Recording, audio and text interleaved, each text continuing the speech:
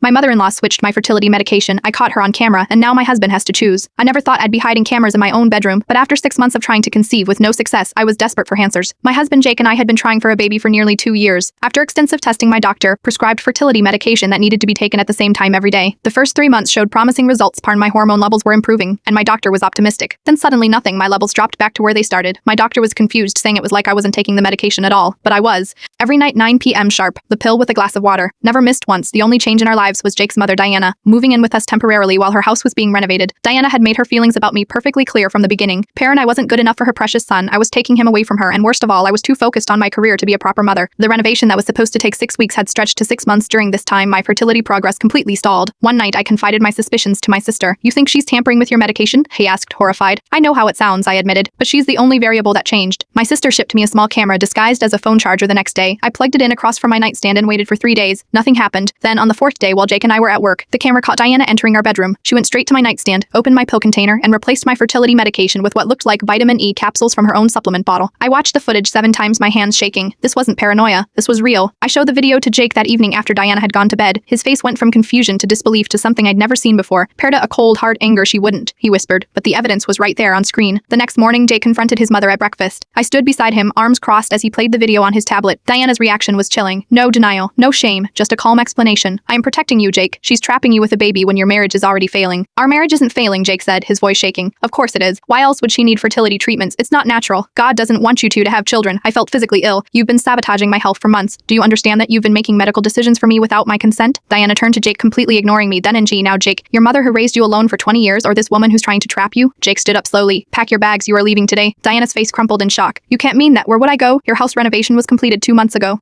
I called your contractor last night. Another lie exposed. Diana began crying, those manipulative tears I'd seen so many times before. Everything I've done was out of love for you. Jake shook his head. No, it was control. And it ends today. As Jake helped his mother pack, I sat in our bedroom holding the bottle of fake pills. 3 hours later, Diana was gone. Jake sat beside me on the bed, taking my hand. I've made an appointment with a therapist, he said quietly. I need to understand why I didn't see this sooner. Why I let her stay so long. Yesterday, I had my first doctor's appointment since switching back to my actual medication. My hormone levels are already improving. Jake and I are taking things day by day. Trust is fragile, and part of me still wonders why he didn't notice his mother's behavior earlier, but for the first time in months, I feel like we're truly on the same team. As for Diana, she keeps texting Jake that I am turning him against her. He hasn't responded. Some choices once made can't be unmade.